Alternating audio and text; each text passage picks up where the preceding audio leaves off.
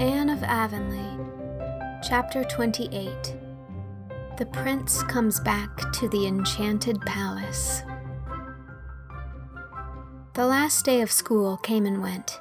A triumphant semi-annual examination was held, and Anne's pupils acquitted themselves splendidly. At the close, they gave her an address and a writing desk. All the girls and ladies present cried, and some of the boys had it cast up to them later on that they cried too, although they always denied it. Mrs. Harmon Andrews, Mrs. Peter Sloane, and Mrs. William Bell walked home together and talked things over. I do think it's such a pity Anne is leaving when the children seem so much attached to her, sighed Mrs. Peter Sloane, who had a habit of sighing over everything and even finished off her jokes that way. To be sure, she added hastily. We all know we'll have a good teacher next year, too. Jane will do her duty, I've no doubt, said Mrs. Andrews rather stiffly. I don't suppose she'll tell the children quite so many fairy tales or spend so much time roaming about the woods with them. But she has her name on the inspector's roll of honor, and the Newbridge people are in a terrible state over her leaving. I'm real glad Anne is going to college, said Mrs. Bell. She has always wanted it, and it will be a splendid thing for her. Well, I don't know. Mrs. Andrews was determined not to agree fully with anybody that day. I don't see that Anne needs any more education. She'll probably be marrying Gilbert Blythe, if his infatuation for her lasts till he gets through college. And what good will Latin and Greek do her then? If they taught you at college how to manage a man, there might be some sense in her going. Mrs. Harmon Andrews, so Avonlea gossip whispered, had never learned how to manage her man, and as a result, the Andrews household was not exactly a model of domestic happiness. I see that the Charlottetown call to Mr. Allen is up before the presbytery, said Mrs. Bell. That means we'll be losing him soon, I suppose. They're not going before September, said Mrs. Sloane. It will be a great loss to the community. Though I always did think that Mrs. Allen dressed rather too gay for a minister's wife, but we are none of us perfect. Do you notice how neat and snug Mr. Harrison looked today? I never saw such a changed man. He goes to church every Sunday and has subscribed to the salary. Hasn't that Paul Irving grown to be a big boy? Said Mrs. Andrews. He was such a mite for his age when he came here. I declare I hardly knew him today. He's getting to look a lot like his father. He's a smart boy, said Mrs. Bell. He's smart enough, but... Mrs. Andrews lowered her voice. I believe he tells queer stories. Gracie came home from school one day last week with the greatest rigmarole he had told her about people who lived down at the shore. Stories there couldn't be a word of truth in, you know. I told Gracie not to believe them, and she said Paul didn't intend her to. But if he didn't, what did he tell them to her for? Anne says Paul is a genius, said Mrs. Sloane. He may be. You never know what to expect of them Americans, said Mrs. Andrews. Mrs. Andrews' only acquaintance with the word genius was derived from the colloquial fashion of calling any eccentric individual a queer genius. She probably thought, with Mary Jo, that it meant a person with something wrong in his upper story. Back in the schoolroom, Anne was sitting alone at her desk as she had sat on the first day of school 2 years before, her face leaning on her hand, her dewy eyes looking wistfully out of the window to the lake of shining waters. Her heart was so wrung over the parting with her pupils that for a moment college had lost all its charm. She still felt the clasp of Annetta Bell's arms about her neck and heard the childish wail, I'll never love any teacher as much as you, Miss Shirley. Never, never. For 2 years she had worked earnestly and faithfully, making many mistakes and learning from them. She had had her reward. She had taught her scholars something, but she felt that they had taught her much more. Lessons of tenderness, self-control, innocent wisdom, lore of childish hearts. Perhaps she had not succeeded in inspiring any wonderful ambitions in her pupils, but she had taught them, more by her own sweet personality than by all her careful precepts, that it was good and necessary in the years that were before them to live their lives finely and graciously, holding fast to truth and courtesy and kindness, keeping aloof from all that savored of falsehood and meanness and vulgarity. They were, perhaps, all unconscious of having learned such lessons, but they would remember and practice them long after they had forgotten the capital of Afghanistan and the dates of the Wars of the Roses. "Another chapter in my life is closed," said Anne aloud as she locked her desk. She really felt very sad over it, but the romance in the idea of that closed chapter did comfort her a little. Anne spent a fortnight at Echo Lodge early in her vacation, and everybody concerned had a good time. She took Miss Lavendar on a shopping expedition to town and persuaded her to buy a new organdy dress. Then came the excitement of cutting and making it together, while the happy Charlotta IV basted and swept up clippings. Miss Lavendar had complained that she could not feel much interest in anything, but the sparkle came back to her eyes over her pretty dress. What a foolish, frivolous person I must be, she sighed. I'm wholesomely ashamed to think that a new dress, even if it is a forget-me-not organdy, should exhilarate me so, when a good conscience and an extra contribution to foreign missions couldn't do it.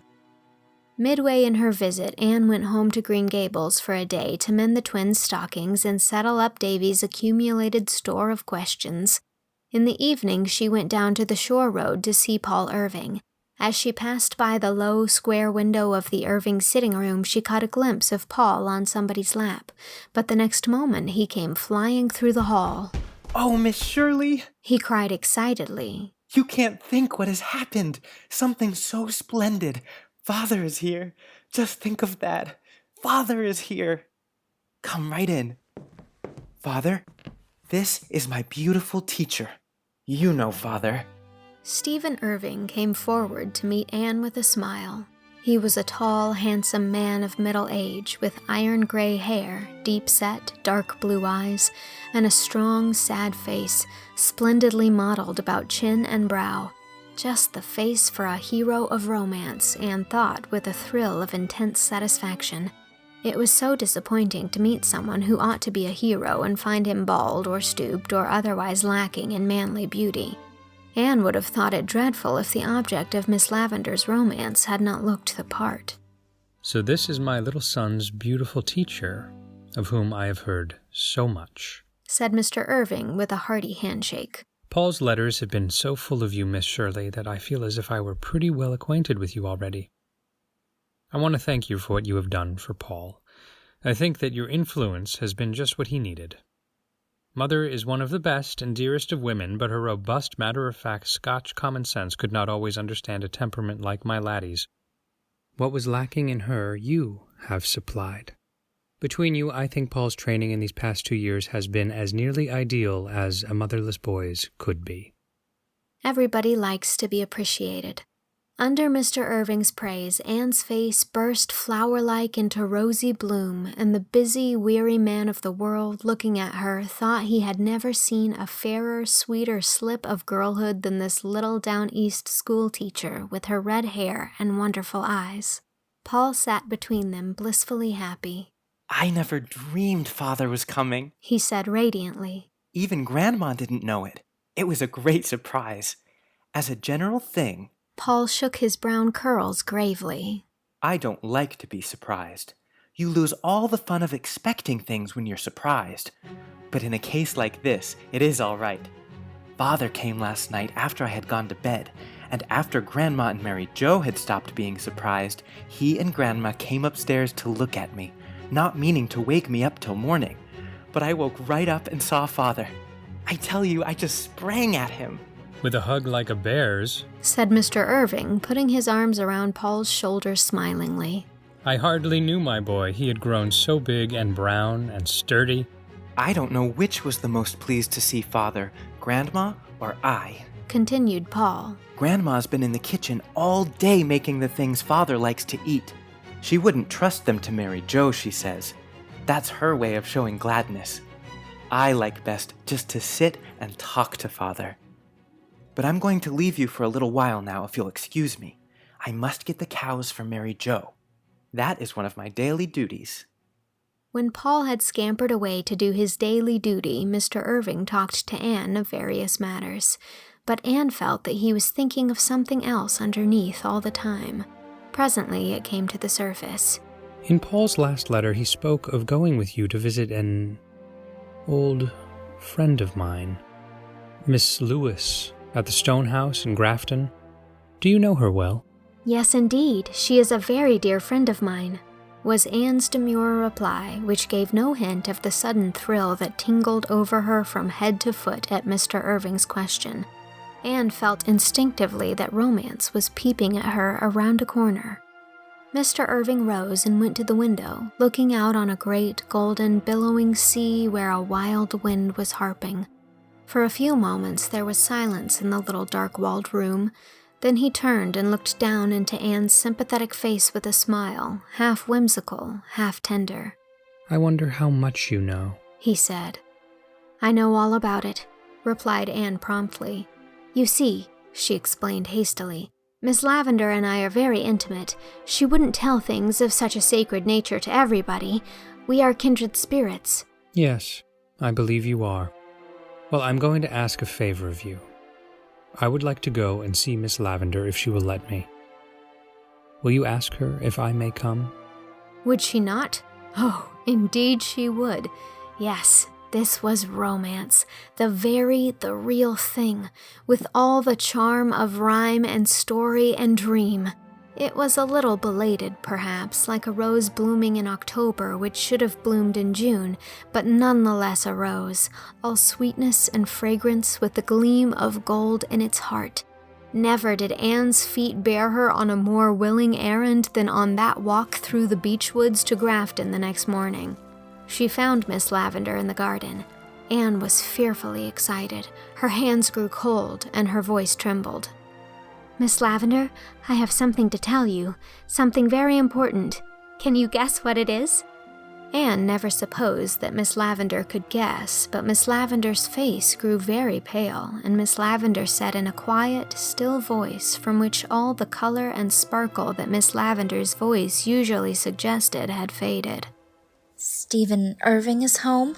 "Oh, how did you know? Who told you?" cried Anne disappointedly, vexed that her great revelation had been anticipated. "Nobody. I knew that must be it, just from the way you spoke." "He wants to come and see you," said Anne. "May I send him word that he may?" "Yes, of course," fluttered Miss Lavendar. "There's no reason why he shouldn't. He is only coming as an old friend might." Anne had her own opinion about that as she hastened into the house to write a note at Miss Lavendar's desk. "Oh, it's delightful to be living in a storybook," she thought gaily. "It will come out all right, of course. It must.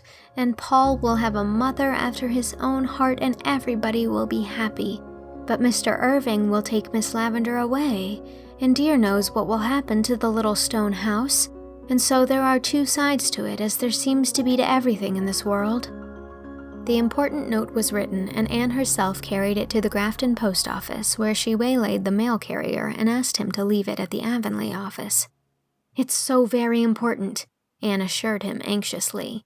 The mail carrier was a rather grumpy old personage who did not at all look the part of a messenger of Cupid, and Anne was none too certain that his memory was to be trusted, but he said he would do his best to remember, and she had to be contented with that.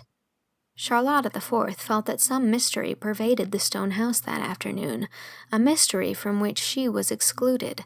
Miss Lavendar roamed about the garden in a distracted fashion. Anne, too, seemed possessed by a demon of unrest and walked to and fro and went up and down.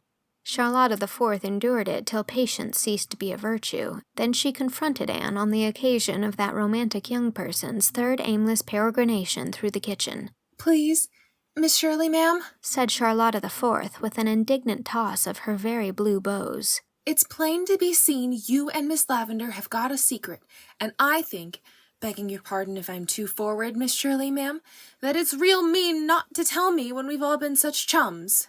"Oh, Charlotta, dear, I'd have told you all about it if it were my secret, but it's Miss Lavendar's, you see. However, I'll tell you this much, and if nothing comes of it, you must never breathe a word about it to a living soul. You see, Prince Charming is coming tonight.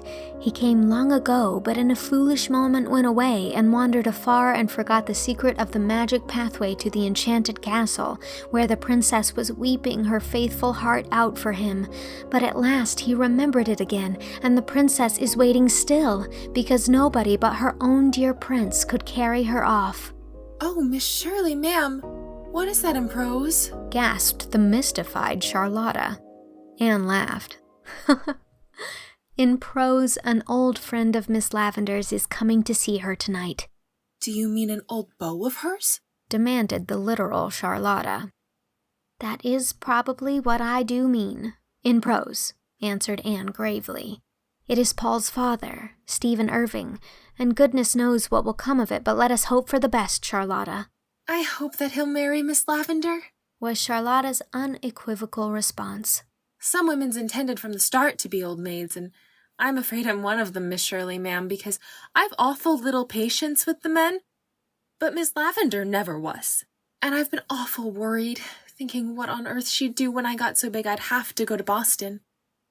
There ain't any more girls in our family, and dear knows what she'd do if she got some stranger that might laugh at her pretendings and leave things lying round out of their place and not be willing to be called Charlotta the Fifth.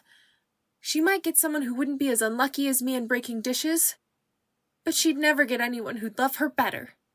And the faithful little handmaiden dashed to the oven door with a sniff.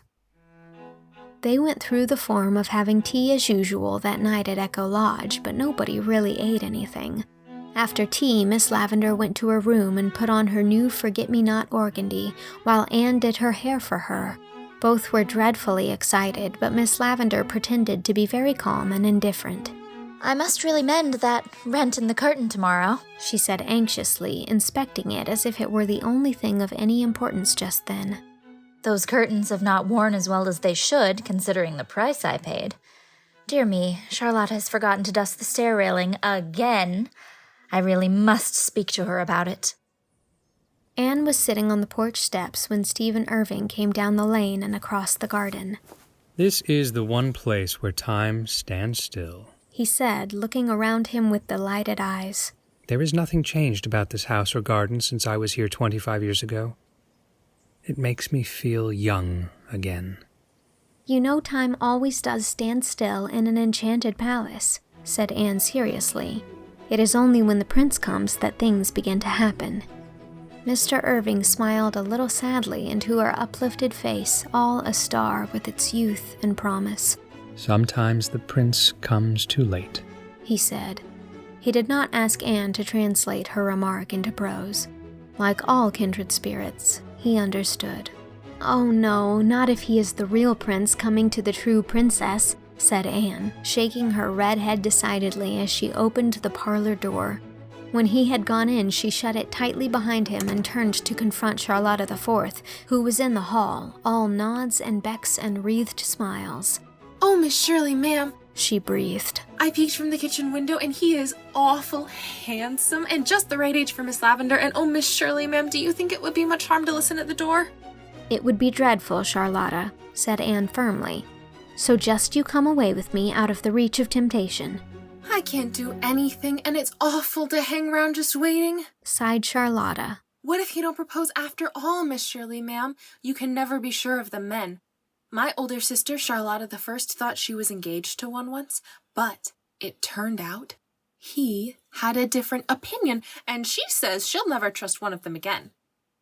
And I heard of another case where a man thought he wanted one girl awful bad when it was really her sister he wanted all the time.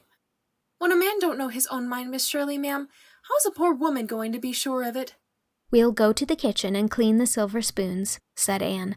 That's a task which won't require much thinking, fortunately, for I couldn't think tonight, and it will pass the time. It passed an hour. Then, just as Anne laid down the last shining spoon, they heard the front door shut. Both sought comfort fearfully in each other's eyes. Oh, Miss Shirley, ma'am, gasped Charlotta. If he's going away this early, then there's nothing into it and never will be. They flew to the window. Mr. Irving had no intention of going away. He and Miss Lavendar were strolling slowly down the middle path to the stone bench. Miss Shirley, ma'am, he's got his arm around her waist," whispered Charlotta the Fourth delightedly. "He must have proposed to her. She'd never allow it." Anne caught Charlotta the Fourth by her own plump waist and danced her around the kitchen until they were both out of breath. "Oh, Charlotta," she cried gaily, "I'm neither a prophetess nor the daughter of a prophetess, but I'm going to make a prediction. There'll be a wedding in this old stone house before the maple leaves are red. Do you want that translated into prose, Charlotta?" "No, I can understand that.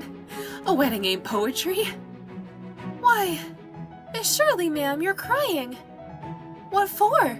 "Oh, because it's all so beautiful and storybookish and romantic and sad," said Anne, winking the tears out of her eyes.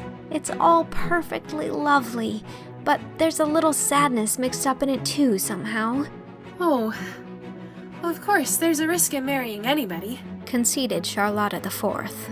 "But when all's said and done, Miss Shirley, ma'am, there's many a thing worse than a husband."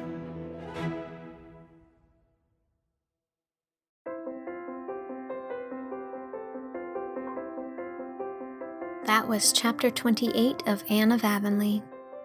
Mrs. Peter Sloane was read by Janet Krupin. Mrs. Bell was read by Serena Hohenstein. Mrs. Harmon Andrews was read by Natalie Storrs. Paul Irving was read by Christopher Higgins. Stephen Irving was read by Blake Silver. Charlotta the Fourth was read by Tia Workman. Annetta Bell and Miss Lavendar Lewis was read by Sinéad Persaud. And Anne Shirley was read by me, Mary Kate Wiles. It is also recorded and edited by me and executive produced by Shao Chih Kuo, Jane Leach, and Warren Day. Additional editing and sound design by Lizzie Goldsmith. This project is funded entirely through my Patreon, where you can get the rest of this book and also, at a higher level, receive all of the third book in the series, Anne of the Island. If you'd like access to this and a lot of other fun content, as well as a wonderful community, head on over to patreon.com/mkwiles. And thanks. This chapter was made possible by my patron Betsy Gibson. Thank you, Betsy. Chapter 29 will be coming next week.